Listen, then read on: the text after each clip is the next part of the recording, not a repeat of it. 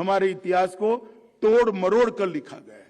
हो सकता है वो सही हो, परंतु हमारे इतिहास को गौरवमय तरीके से लिखने में अब हमें कौन रोक? हमें संशोधन करना पड़ेगा और हमारे इतिहास को गौरवमय तरीके से विश्व के सामने रखना। ये 30 साम्राज्य और 300 विभूतियों के जीवन पर आप लोग R&D करिए, आप लोग रिसर्च करिए, इन पर लिखिए और नए इतिहास की शुरुआत करिए। नया इतिहास आएगा, जो असत्य है वो अपने आप चला जाएगा। कि देश में एक ऐसी सरकार आई है जो देश के गौरव के लिए किए गए किसी भी पुरुषार्थ और किसी भी प्रयास की समर्थक है। आप आगे आइए, रिसर्च करिए और इतिहास को फिर से बनाने का प्रयास। नमस्ते, मैं हूं संजय दीक्षित और आप देख रहे हैं दी जयपुर डायलॉग्स। पंच मक्कारों की, विशेषकर जो हमारे लेफ्ट लिबरल इतिहासकार हैं, उनकी आजकल बहुत बुरी तरह से जली पड़ी हुई है। और वो जली पड़ी हुई है, उसका जो तात्कालिक कारण है, जो इमीडिएट कॉज है, वो है लचित बोरफुकन की 400वीं जन्म शताब्दी का महोत्सव। और आप ये देखिए कि लचित बोरफुकन, जिसके बारे में आप जानते हैं कि वह असम के एक महान सेनापति थे, जिन्होंने औरंगज़ेब की सेनाओं को इस बुरी तरह से परास्त करके वहाँ से भगाया था। और उसके बाद फिर जो मुग़ल साम्राज्य का सपना था, बल्कि इस्लामिक शासकों का सपना था कि वो अहोम राज्यवंश को हराकर असम पर अपना राज्य स्थापित कर सके, वो सदैव सदैव के लिए टूट गया था। लचित बोरफुकन की इस बार बड़े ज़ोर शोर से 400वीं जन्म शताब्दी मनाई जा रही है, और वो भी कहाँ? दिल्ली में। आप ज़रा कल्पना कीजिए, असम के एक महानायक की जन्म शताब्दी वो भी मनाई जा रही है दिल्ली में। कल उसका अंतिम दिन था, और कल अंतिम दिन के अवसर पर जो बड़े बड़े हमारे नेता हैं, विशेषकर प्रधानमंत्री, गृह मंत्री, इन सबके वहाँ पर भाषण हुए। इसके पहले भी लगातार आप देख ही रहे हैं, क्योंकि उसका उद्घाटन भी हुआ था। उसमें जो है लगातार आप देख रहे हैं कि असम के जो मुख्यमंत्री हैं, यानी हेमंत बिश्व शर्मा, उनके लगातार इंटरव्यूज़ हो रहे हैं। और यह जो एक टॉपिक है वह फोकस में आ गया है कि क्या हमारे इतिहास के साथ छेड़छाड़ हुई, क्या हमारे इतिहास के जो असली नायक थे उनको कमतर करके दिखाया गया, क्या भारत का इतिहास केवल पराजयों का इतिहास बनाकर दिखा दिया गया, क्या भारत का इतिहास केवल दिल्ली का इतिहास बना के दिखा दिया गया? और इन सब का उत्तर हाँ में है। अब जो मैं आपको बात बताने जा रहा हूँ वो अमित शाह से संबंधित है और प्रधानमंत्री नरेंद्र मोदी से संबंधित है। आपको याद होगा कि जो 5 प्रण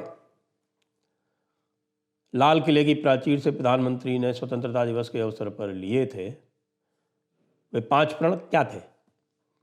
5 प्रण, सबसे पहला था विकसित भारत। वो स्पष्ट है, उसके बारे में तो पूरा जो हमारे जो अर्थव्यवस्था है और भारत को जो अंतर्राष्ट्रीय स्तर पर आगे बढ़ाना है, उस सब की बात तो वो हो ही रही है, जिसको विकसित भारत कहते हैं। दूसरा प्रण था कि गुलामी की मानसिकता से परे उठना, गुलामी की मानसिकता को दूर करना, हर प्रकार की गुलामी की मानसिकता को दूर करना। और इस दूसरे प्रण से ही यह इतिहास की जो बातें हैं वो संबंधित हैं, क्योंकि भारत को लगातार गुलाम बनाए रखने के लिए अंग्रेज़ों का जो प्लान था, जो उनकी योजना थी, वो ये थी कि वो कम से कम 300-400 वर्ष तक तो भारत को गुलाम बना के रखेंगे। लेकिन किसी भी इस प्रकार के देश को जिसकी अपनी एक सभ्यता हो, जिसका एक अपना इतिहास हो, जिसका एक अपना गौरवशाली पास्ट हो, अपना एक गौरवशाली, जिसको हम कह सकते हैं कि पूर्वजों का इतिहास हो, तो ऐसे गौरवशाली पूर्वजों के इतिहास के साथ साथ जिसका अपना विज्ञान हो, जिसकी अपनी गणित हो, जिसका अपना शास्त्र हो, जिसका अपना अर्थशास्त्र हो, जिसका अपना तंत्र हो, ऐसे देश को यदि गुलाम बना के रखना है तो सबसे पहले उनमें एक हीन भावना लानी आवश्यक है, और उस हीन भावना को लगातार रखने के लिए तरह तरह के प्रयास किए गए, विशेषकर अंग्रेज़ों द्वारा। और अंग्रेज़ों द्वारा जो पूरा इतिहास लेखन हुआ यहाँ पर भारत में, विशेषकर 19वीं शताब्दी के मध्य से, वो पूरा का पूरा भारत की हर परंपरा को पिछड़ा बताना, हर परंपरा को एक प्रकार से उसको लांछित करना, यही सारा कार्य उनका इस प्रकार से हुआ। फिर उसमें जो एक द्वंद्वात्मक जो विचार आता है, जिसको कॉन्फ्लिक्ट थ्योरी कहते हैं, हर स्थान पर कॉन्फ्लिक्ट थ्योरी और अट्रॉसिटी थ्योरी ये लाना। तो इसके विषय में अमित शाह जी ने जब यह स्पष्ट कह दिया, अभी मैं प्रधानमंत्री पे भी आऊँगा, कि अमित शाह जी ने यह स्पष्ट कह दिया कि भाई लचित बोरफुकन जैसे महानायक जो थे उनका इतिहास क्यों नहीं लिखा गया, क्या कारण था। पहले तो अंग्रेज़ों ने नहीं लिखा, और अंग्रेज़ों के जाने के बाद में जो उनके मानसिक गुलाम थे, यानी कि नेहरू वंश, उन्होंने यह उचित समझा कि हर प्रकार से हमारी जो विरासत है, अब ये विरासत की जब बात आती है तो ये तीसरा प्रण है कि हमारी विरासत को आगे बढ़ाना। तो जब इतिहास की बात आती है तो दूसरा प्रण और तीसरा प्रण दोनों का एक प्रकार से समागम हो जाता है और दोनों की संतुष्टि हो जाती।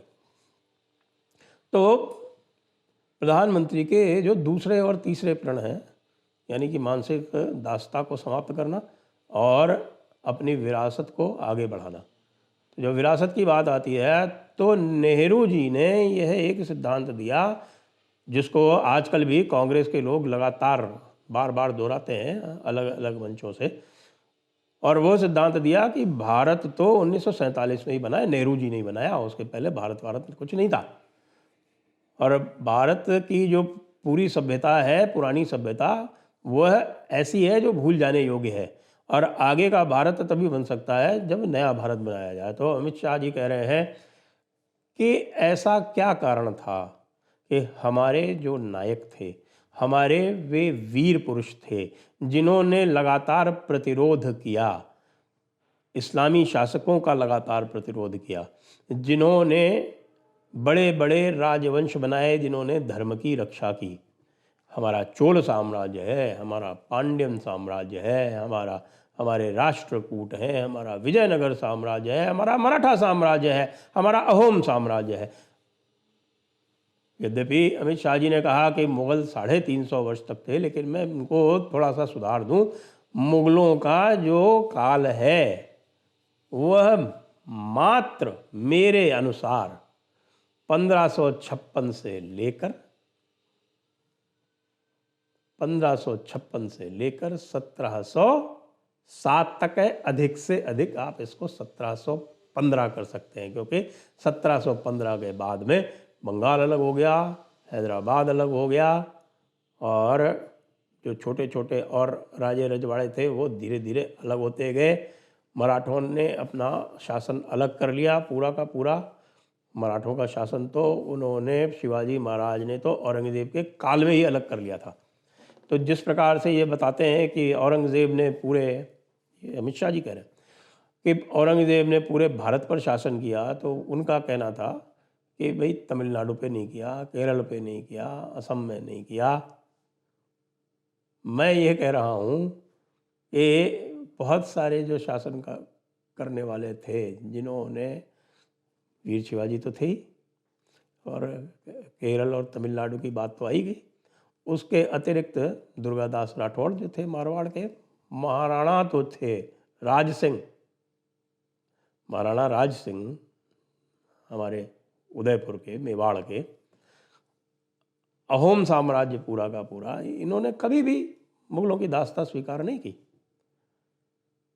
तो ये पूरा का औरंगज़ेब आलमगीर कहाँ से हो गए? आलमगीर का मतलब होता है पूरे विश्व के राजा। तो ये औरंगज़ेब आलमगीर कहाँ से हो गए? ये तो हिंदुस्तानगीर भी नहीं थे। तो ये बात स्पष्ट रूप से कही, और ये कहा कि इतिहास का पुनर्लेखन आवश्यक है। हम भी कह रहे हैं इतिहास का पुनर्लेखन आवश्यक है। इतिहास के पुनर्लेखन के लिए जो भी किया जा सके वो किया जाना चाहिए। अब यही बात जो है वो जो वैलेडिक्टरी यानी जो समापन भाषण होता है उसमें प्रधानमंत्री ने भी कह दी। अब प्रधानमंत्री के कहने से और अमित शाह जी के कहने से चारों तरफ इस वक्त हमारे जो लेफ्ट लिबरल इतिहासकार हैं विशेष रूप से उनमें, और जो सारे के सारे इस्लामिस्ट हैं वो किसी भी तरह के हों, उनमें सब में हड़कंप मचा हुआ है कि ये तो लगता है वास्तव में भारत को मानसिक दासता से मुक्त करा देंगे, और यदि मानसिक दासता से मुक्त करा देंगे तो इस्लामियों की, विशेषकर से इस्लामियों की जो असली स्थिति है वो स्पष्ट आ जाएगी। वो जो सारा का सारा अंग्रेज़ों ने इतनी कठिनाई से ये फॉल्ट लाइंस बनाई, जिसमें द्रविड़ और आर्य वाली बनाई, जिसमें आर्यन आक्रमण सिद्धांत बनाया, आर्यन इन्वेजन थियरी बनाई, और जिसमें ये बताने का प्रयास किया कि ये भारत तो हमेशा से एक आक्रांताओं की ही भूमि रही है। इसलिए कहते हैं ना कि साहब कि बार बार कल पवन वर्मा कहीं बोल रहे थे कि सभी का लहू शामिल है इस हिंदुस्तान में, और किसी के बाप का हिंदुस्तान थोड़ी है। वही राहत इंदौरी वाली बकवास, जिसको राहत इंदौरी को हम 50 बार कह चुके हैं कि किसी का भी खून हो यहाँ पर, राहत इंदौरी तेरे बाप का खून तो नहीं है हिंदुस्तान में, और तुम्हारे बाप का हिंदुस्तान थोड़े ही है। सभी का खून है शामिल यहाँ की मिट्टी में, सभी का खून है शामिल यहाँ की मिट्टी में, किसी के बाप का हिंदुस्तान थोड़ी है। ये तो हमारी धरती है। जो इस धरती को पुण्य भूमि मानते हैं, ये धरती उन्हीं की है।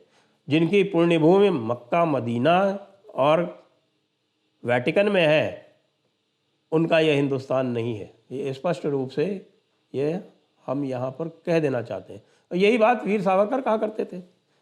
और आप जानते हैं कि वीर सावरकर को लांछित करने का प्रयास क्यों बार बार होता है? इसीलिए होता है क्योंकि वे भारत के गौरव के और गौरवशाली इतिहास के जो पन्ने हैं उनको दोबारा से सबको दिखाना चाहते थे। उनकी पुस्तक भी है, उनकी पुस्तक भी है कि भारत के गौरवशाली इतिहास के 6 अध्याय, वो उस पुस्तक को भी आप पा सकते हैं, आराम से आपको मिल जाएगी अमेज़ॉन इत्यादि पे। तो ये बात दोहरा दी प्रधानमंत्री जी ने अपने समापन भाषण में। तो समापन भाषण में जब ये दोहरा दी प्रधानमंत्री जी ने, अमित शाह जी की बात पर मोहर लगा दी। साथ में हम आपको अभी बता चुके हैं कि Indian council of historical research ICHR जो है वो पहले ही एक इतिहास लेखन के 12 से 14 वॉल्यूम में उनको पुनर्लिखित करने के लिए ये ला चुकी है। अब आप ये देख सकते हैं कि किस प्रकार से ये सारा का सारा एक आंदोलन के रूप में क्रियान्वित होने जा रहा है। भारत का इतिहास निश्चित रूप से जो सही इतिहास है वो पुनर्जीवित होगा। अब ये लिबरल वाले जो हैं ये चाहे मरें चाहे कटें, वही वाली बात है कि किस्मत हमारे साथ है, जलने वाले जला करें, किस्मत हमारे साथ है, जलने वाले जला करें, जला करें, कटा करें, मरा करें, कुछ भी करें, इतिहास तो पुनर्लिखित अब होकर रहेगा। जय हिंद, वंदे मातरम। इस वीडियो को अंत तक देखने के लिए आपका धन्यवाद। आप इस वीडियो के साथ इसको शेयर कर दें, इस पर लाइक का बटन दबा दें और चैनल को सब्सक्राइब कर दें, साथ में बेल आइकॉन भी दबा दें।